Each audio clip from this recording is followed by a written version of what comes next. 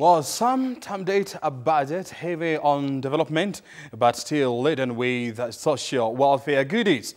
Treasury knew it too well that adding more tax burden to the poor man was akin to adding more trouble to the turbulence. Well, later in the program, we engage Planning Minister Wycliffe Oparanya on the budget. It is midweek and you're right in time for that business hour. This is Bizweek, where we are serious about business. Good evening and welcome. I am O'Brien Kimani. Well, fish farmers in Kenya are headed for a financial boom with new government projections indicating that they will directly earn up to 6 billion shillings in the long term.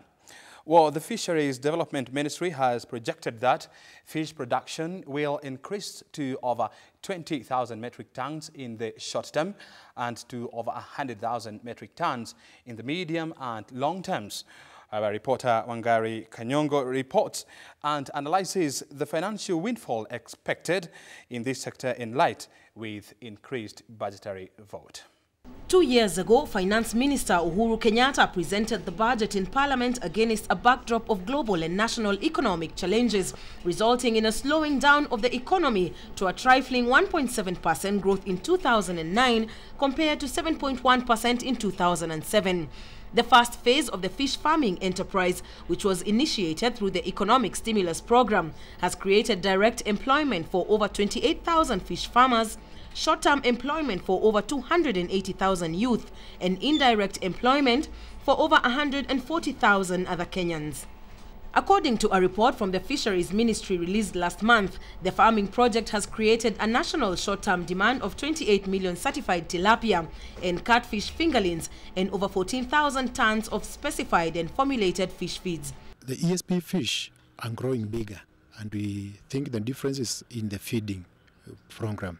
We are providing feed to the farmers as opposed to before when farmers would source their own feed.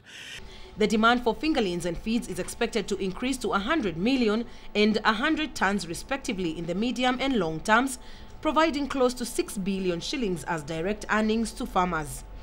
According to the current progress report, over 28,000 fish ponds have been constructed in 140 constituencies countrywide, stocked with over 25 million fingerlings, and increased the area under aquaculture from 722 hectares to 20,000 hectares.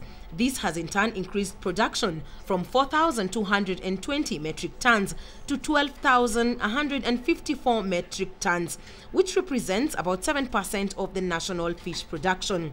In the first phase, in which the government injected 1.12 billion shillings to implement the fish farming enterprise, yielded very good results, with 27,159 ponds already completed and representing 97% with 100% multiplier effect.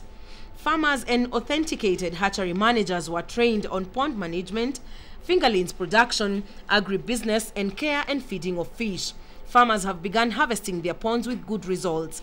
The ministry is also constructing one shallow water retention dam in 160 constituencies, supporting a private sector-driven fingerling supply chain, supporting a rural-based fish feed development program, and employing 480 fisheries extension officers. It has also restocked some of the lakes, dams, and rivers with fish, procured pond liner materials for the arid constituencies, and is at an advanced stage of establishing 4 mini processing and cold storage facilities to serve the 160 constituencies.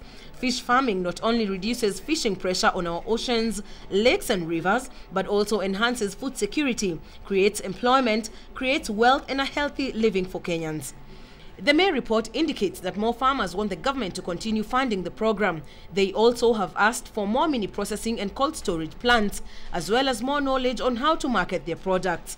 Tungetaka pia watusaidie na training pia ningetaka waongeze kidogo.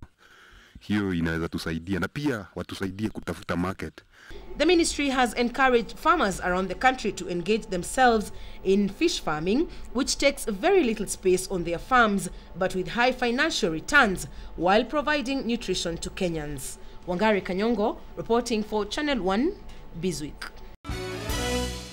Well, despite international crude oil prices dropping by about $7 a barrel, Local petrol prices for diesel and kerosene dropped by only 42 cents and 6 shillings per litre of the commodity respectively. However, thanks to the exemption of taxes on kerosene and diesel in the last budget, the two commodities will be retailing at 85 shillings for kerosene, while diesel will be retailing at 106 shillings. But for super petrol users, the impact would be as major since the Energy Regulatory Commission shaved off only 42 cents per litre, as Kamang Bote explains.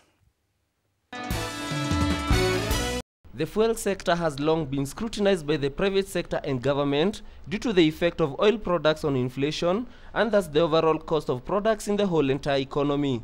Just in the past few months, the rising cost of oil products in the market has seen the level of inflation move to a two-digit number to 12.95% from the government target of maintaining it at just 5%, further slowing down the GDP growth of the economy.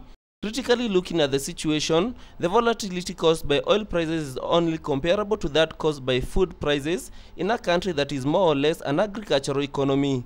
It is due to such effects and allegations of cartels in the industry that the Ministry of Energy began to regulate the sector by putting cap prices for fuel and controlling haulage for individual marketers.